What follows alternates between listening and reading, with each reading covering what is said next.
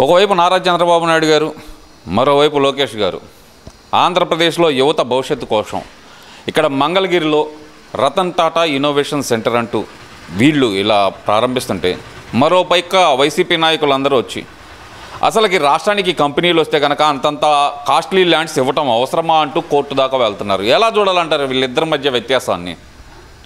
వీళ్ళిద్దరి మధ్య వ్యత్యాసం, ఒకళ్ళేమో 10th ఫెయిల్డ్ వ్యక్తి, ఇంకోడేమో స్టాన్ఫర్డ్లో ఒక డిగ్రీ పొందిన వ్యక్తి. వీళ్ళిద్దరికి ఎంత వ్యత్యాసం ఉందో వీళ్ళిద్దరి ఆలోచనల్లో కూడా అంతే వ్యత్యాసం ఉంటుంది.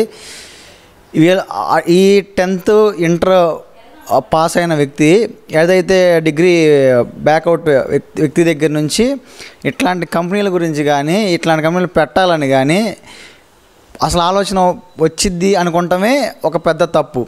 రెండోది, ఆయనకి తెలిసిందల్లా కాస్ట్లీ భూములు, కాస్ట్లీ కార్లు, కాస్ట్లీ బంగ్లాలు ఆయన కట్టుకుంటున్న వరకే తెలుసు.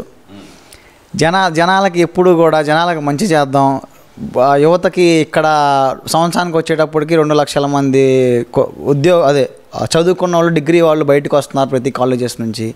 వాళ్ళకి ఏదన్నా ఉపాధి కల్పిద్దాం, లేదా ఎట్లాంటి వాళ్ళకి స్టార్టప్స్ కల్పించే ఆలోచన రావాలి అనే వస్తాయని మీరు అనుకుంటాం కానీ ప్రజలు అనుకుంటాం కానీ చాలా వాళ్ళ పొరపాటు.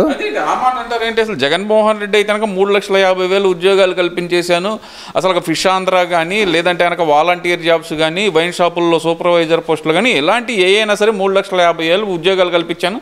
కూటమి ప్రభుత్వం వచ్చిన 14 నెలల్లో 1,400 ఉద్యోగాలు కూడా కల్పించలేకపోయింది. ఇదేం ప్రభుత్వం అంటున్నారు కదా. మరి అసలు మీరు ఈ క్వశ్చన్ అడుగుతున్న నాకు చాలా నవ్వు వస్తుంది. దేనికండి? అసలు వాలంటీర్ ఉద్యోగాలు అంటారా? అసలు ఆ గౌరవశ్రీ మన మహిళా ముఖ్యమంత్రి గారే డైరెక్ట్గా వాలంటీర్ అనేది ఉద్యోగం కాదు, అది స్వచ్ఛందంగా వాళ్ళు సేవ చేస్తున్నారు, సేవ చేసినందుకు గాను మేము వాళ్ళకి గౌరవ భృతి ఇస్తున్నాం, వాళ్ళకి జీతం ఇవ్వట్లేదని చెప్పి ఆయనే చెప్పాడు. ఆయన నడుతూ ఆయన కావాలంటే వాళ్ళు వీడియో క్లిప్స్ ఉంటాయి, వినండి. సరే, అవి అసలు ఉద్యోగాలే కాదన్నాడు. అందులో నియమించుకుంది ఎవరిని, ఎట్లాంటి అర్హతలు ఉండాలా, అందులో నియమించుకుందల్లా ఎవరినంటే దానికి కావాల్సిన అర్హతలు ఏంటంటే, ఇప్పుడు ఈ ఏరియాలో ఎవరన్నా వైసీపీ నాయకుడు ఎవరన్నా ఇంటింటికి వెళ్ళి డబ్బులు వసూలు చేస్తున్నారు అనుకోండి, ఫస్ట్ అర్హత అది వాళ్ళకి. రెండో అర్హత, వైసీపీకి కాకుండా ఇంక ఏ పార్టీ అయినా లేదా సాధారణ తటస్థంగా ఉండే వ్యక్తులకైనా సరే ఏ పథకాలు రానియకుండా చూస్తారా చూడరా అనేది రెండో అర్హత. మూడో అర్హత వచ్చేటప్పటికి వాళ్ళకి ఇంక వాళ్ళు ఏమీ చేయకూడదు, ఏదన్నా వైసీపీ పార్టీ ఏదన్నా ప్రోగ్రాం ఉంటే బళ్ళు వేసుకొని వాళ్ళ చుట్టూ తిరుగుతూ ఉండాలి. ఈ 3 అర్హతలు ఉన్న వాళ్ళని తప్పితే ఎవరిని పెట్టుకోలేదు అందులో. కాకపోతే ఒకసారి మీరు లిస్ట్ కానీ తీసుకొని ఒకసారి గమనించండి. రెండోది, ఇంకా సచివాలయం ఏదో ఉద్యోగాలు అన్నారు కదా, ఈ సచివాలయం ఉద్యోగస్తుల్ని కూడా నియమించుకున్నారు కరెక్టే, కానీ వాళ్ళని ఎట్లాంటి బేస్ మీద నియమించుకున్నారు అనేది కూడా ఉండాలి. అది లేదు. ఎవరు పడితే వాళ్ళు దానికి ఇది వస్తారు, ఇమ్యూనిటీస్ అనే వాళ్ళకి ఇంజనీరింగ్ అనేది వాటికి ఇట్లాంటి ఏమీ లేదు. సో అవి కూడా చూసి నియమించుకోవాలా. ఈ 1,400 ఉద్యోగాలు కూడా ఇవ్వలేదు అని చెప్పి ఆయన అంటున్నాడు. మొన్న కానిస్టేబుల్ ఉద్యోగాలు ఎన్ని పడినాయో చూడండి, మన డిఎస్సి ఎన్ని వదిలేరో చూడండి, ఆ తర్వాత మన కంపెనీలు ఎన్ని తెస్తున్నారో చూడండి, రాబోయే కాలానికి ఎన్ని ఉద్యోగాలు వస్తాయో చూడండి. వచ్చిన 6 నెలల్లో మీరు ఉద్యోగాలు ఇవ్వలేదు, వచ్చిన దీంట్లో ఉద్యోగాలు ఇవ్వలేదు అంటే మీరు వచ్చి పరిపాలించిన 5 సంవత్సరాలు, 5 సంవత్సరాల్లో ఈ వాలంటీరు తప్పితే ఇంకా ఏ ఉద్యోగాలు ఇచ్చారు చెప్పమనండి? వైన్ షాపుల్లో సూపర్వైజర్లు ఇచ్చారు, మటన్ మార్ట్లు, చికెన్ మార్ట్లు, ఫిష్ మార్ట్లు ఇవన్నీ ఇచ్చారు కదా. ఫిష్ మార్ట్లో చేపలు కోసుకునే ఉద్యోగం చాలా చాలా బాగుందండి మీరు చెప్తుంది. అయితే ఇప్పుడు నేను డిగ్రీ చదువుకున్నాను అనుకోండి. డిగ్రీ చదువుకున్న తర్వాత నాకు వైన్ మార్ట్లో ఉద్యోగం ఇచ్చారు అంటే నేనేం చేయాలి? అక్కడ ఉండి ఎంతమంది లైన్లో ఉంటున్నారో లెక్క వేసుకోవాలి, లేదంటే ఎన్ని ఫుల్ బాటిల్ వస్తాయో లెక్క వేసుకోవాలి, లేదా ఏదైతే వీళ్ళు మద్యం కుంభకోణంలో వాళ్ళ డిస్టిలరీ పెట్టుకొని ఏదైతే ఉన్నాయో ఆ బాటిల్ సీలు తీసి ఇంకా నేను కలిపి మనం ఇస్తూ ఉండాలి. అట్లాంటి ఉద్యోగాలు అవి అసలు ఉద్యోగాలే కాదు. అవి ఏంటంటే గవర్నమెంట్ కిందకి తీసుకొని పర్సనల్గా ఉద్యోగం చేయించుకున్నాడు జగన్మోహన్ రెడ్డి గారు. సరే, ఇదంతా ఒక ఎత్తు అండి. మరి ఇప్పుడు రతన్ టాటా ఇన్నోవేషన్ సెంటర్ అంటూ 6 సెంటర్లో ఇది ప్రారంభించబోతున్నాం, యువతకి ఇది మంచి అవకాశం అంటున్నారు కదా, ఎలా ఉపయోగపడుతుంది అంటారు ఇది అసలుకి? ఈ రతన్ టాటా ఇన్నోవేషన్ సెంటర్ అనేది ఫస్ట్ ఇప్పుడు చదువుకొని బయటకు వస్తున్న యువతకి ఇది ఎంతగా ఇది ఎట్లా ఉపయోగపడుద్ది అంటే సేమ్ ఇదే మన యూరోప్లో ఒక దాంట్లో పెట్టారు, జపాన్లో ఉంది, చైనాలో ఉంది. అయితే ఏం చేస్తారంటే ఇందులో ఎవరైతే యువత అప్పుడే కాలేజ్ నుంచి పాస్ అయ్యి బయటకు వస్తారో వాళ్ళందరికీ ఇందులో ట్రైనింగ్స్ ఇస్తారు. ఎట్లాంటి ట్రైనింగ్స్ ఇస్తారు? అందరు ఇచ్చే ట్రైనింగ్ కాలేజీలో చెప్పేటట్టు కాకుండా అప్కమింగ్ ఏదైతే ఉన్నాయో వాటి మీద ట్రైనింగ్స్ ఇచ్చి వీళ్ళ చేత ఈ పరిశోధనలు చేపిస్తారు. సాఫ్ట్వేర్లో కొత్త సాఫ్ట్వేర్లు ఇన్వెంట్ చేయడానికి కానీ, కొత్త యాప్స్ కానీ, దీని ద్వారా ఎట్లాంటి సెక్యూరిటీ ఫీచర్స్ మనం అప్డేట్ చేయొచ్చు అని కానీ, ఇట్లాంటివన్నీ ఆల్రెడీ అక్కడ సక్సెస్ అయిన మోడల్ ఇది.